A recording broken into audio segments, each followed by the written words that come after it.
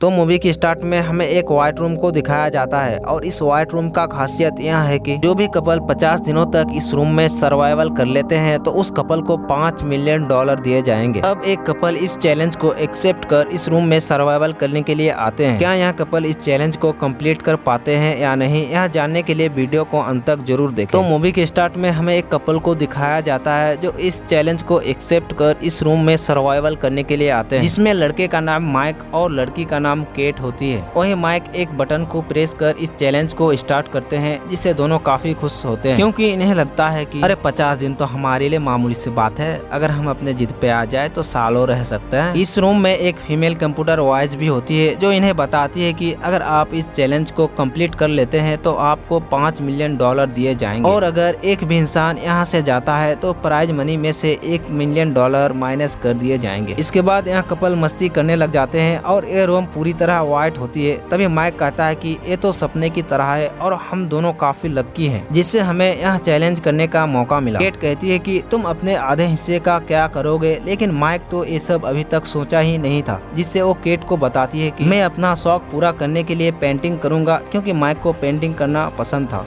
इसके बाद यहाँ कपल बाथरूम को देखने के लिए जाते हैं कि तभी वॉइस मैसेज आता है कि इस बाथरूम का यूज एक टाइम पर एक ही इंसान कर सकता है। फिर इन्हें बताता है कि आप लोगों का सोने का टाइम हो चुका है और इन लोगों को खाना भी लिमिटेड दिया जाता है। अब माइक खुद को अकेला समझने लगता है, जिससे वो केट के क्लोज आने लगता है, पर केट उससे साफ साफ कहती है कि यहाँ मेरे साथ कुछ भी नहीं करोगे क्योंकि हमारे आसपास कैमरे लगे हुए हैं तो शायद हमें कोई देख रहा होगा। और इसके बाद माइक के साथ साथ उसकी भावनाएं भी सो ही जाती है और जैसे ही सुबह होती है फिर से वो वॉइस मैसेज आता है और इन्हें उठने को कहते हैं, जिससे केट उठकर बाथरूम में जाकर खुद को मोटिवेट करती है कि मैं एक कर सकती हूँ। इसके बाद दोनों ही बातें कर समय को काटने की कोशिश करते हैं, लेकिन 50 दिन काटना कोई हलवा नहीं था जो 10 मिनट बातें करने से ही गुजर जाएंगे और अभी तक इन्होंने मात्र 2 ही दिन गुजारे होते हैं। इसके बाद माइक केट से कहता है कि मुझे लगता है कि वो घड़ी काफी स्लो चल रही है, जिससे केट उस घड़ी को देखने के लिए मना करती है क्योंकि वह घड़ी सिर्फ टेंशन ही बढ़ाएगी। और इसके बाद इन दोनों का सोने का टाइम हो जाता है और अगले दिन उठकर केट वही प्रोसेस करती है, यानी खुद को मोटिवेट करती है कि वो एक कर सकती है।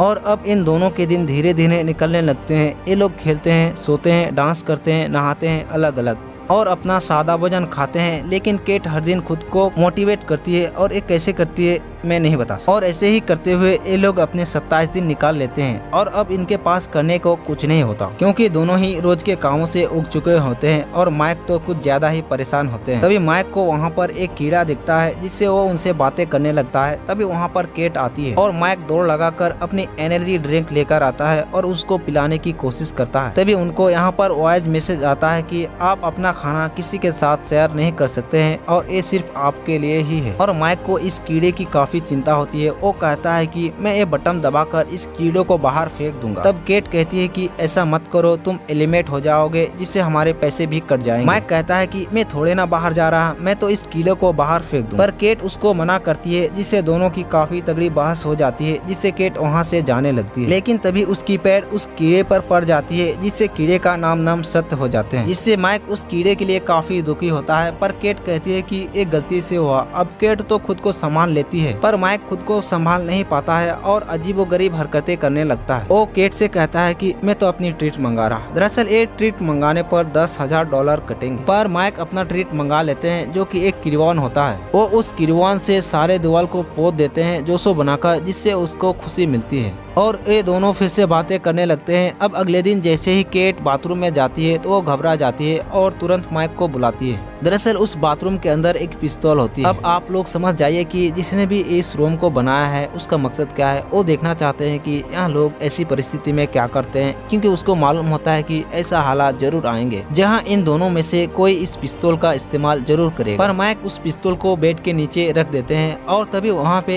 एक प्रोजेक्ट चलता है और माइक के फैमिली को दिखाया जाता है, जिसे देख माइक खुद को मोटिवेट करता है। इसके बाद केट के फादर को दिखाया जाता है, जिससे केट परेशान हो जाती है क्योंकि वो नहीं चाहती है कि इस रूम में रहकर किसी को याद करे। पर ये चैलेंज इतना आसान नहीं था और अब केट अपने फादर को काफी मिस करती है। थोड़े टाइम बाद माइक का क्रियोन खत्म हो जाता है और उसका फोकस होता है घड़ी पर और अब इनको सिर्फ 18 दिन ही गुजारने होंगे। पर माइक यहाँ पर काफी परेशान हो जाते हैं। तभी गलती से उससे उसका खाने का बॉक्स गिर जाता है। तब केट कहती है कि इसको साफ तुम ही करोगे। दरअसल केट की एक प्रॉब्लम है, क्योंकि उन्हें गंदगी बिल्कुल भी पसंद नहीं होती और केट की भी हालत धीरे धीरे खराब हो रही है। वहीं माइक अपना सेकंड ट्रीट मंगाता है और आता क्या है, एक लड़की, वो भी निर्वस्त्र अवस्था में, यानी न्यूड होती है। जब माइक उसको देखता है तो उसका दिमाग का फ्यूज ही उड़ जाता है और सोचता है कि अब एक कौन सा ट्रीट आ गई। ये लड़की अपना नाम सुमन बताती है, पर तभी वहाँ पर केट आ जाती है और वो लड़की को देखकर हैरान हो जाते हैं कि ये क्या बवाल है। माइक कहता है कि मैं अपनी ट्रीट मंगवाई थी पर ये आ गई। ये लड़की बताती है कि मुझको भी चैलेंज में भेजा गया है और मुझको इस बारे में कुछ भी नहीं पता। तब केट माइक को उसके कपड़े उतार कर लड़की को देने को कहती है, जिससे माइक अपने कपड़े उस लड़की को दे देता है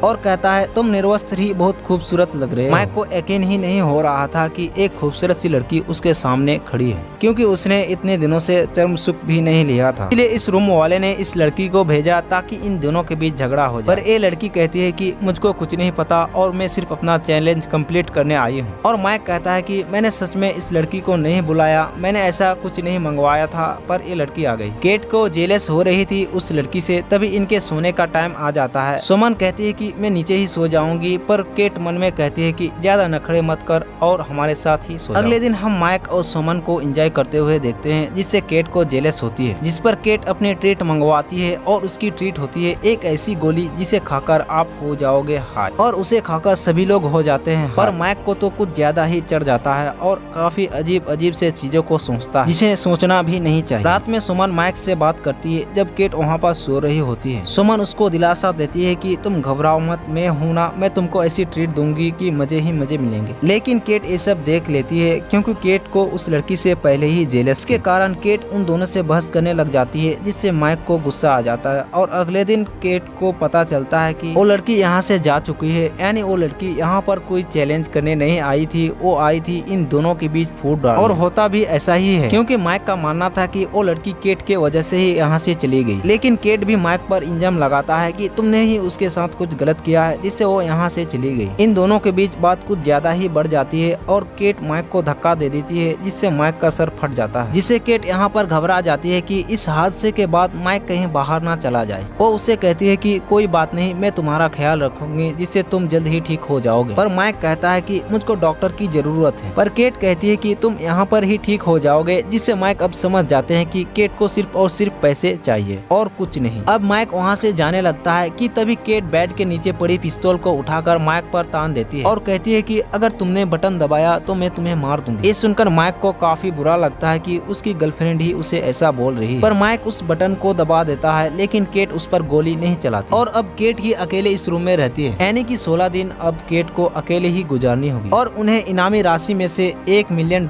कम दिए जाएंगे। लेकिन जब सिर्फ 2 ही दिन बचे होते हैं इस चैलेंज को कंप्लीट करने के लिए, तब केट उस बटन के पास जाती है और जैसे ही अपना हाथ आगे करती है तभी सीन कट हो जाती है। इसके बाद हमें माइक को सड़क पर दौड़ते हुए दिखाया जाता है और वहीं पर कैट भी होती है। तब कैट उससे कहती है कि मुझे अपनी किए पर शर्मिंदगी है, यानी कि सॉरी बोलते हैं और माइक भी उसे सॉरी कहते हैं। इसके बाद माइक उनसे पूछते हैं कि तुमने पैसे तो जीते होंगे, पर केट उन्हें इस बारे में कुछ भी नहीं बताती। इसके बाद हमें एक पिलर को दिखाया जाता है जिस पर कुछ लिखा होता है, जिससे हमें समझ में आता है कि केट ने उस चैलेंज को कंप्लीट कर अपने सारे पैसे इस संस्था को डोनेट कर दी है, वो भी बिना नाम बताए। तो हमारे द्वारा किया गया एक्सप्लेनेशन आपको कैसा लगा हमें कमेंट करके जरूर बताएं और इसी तरह के वीडियो के लिए हमारे चैनल को सब्सक्राइब करना ना भूलें।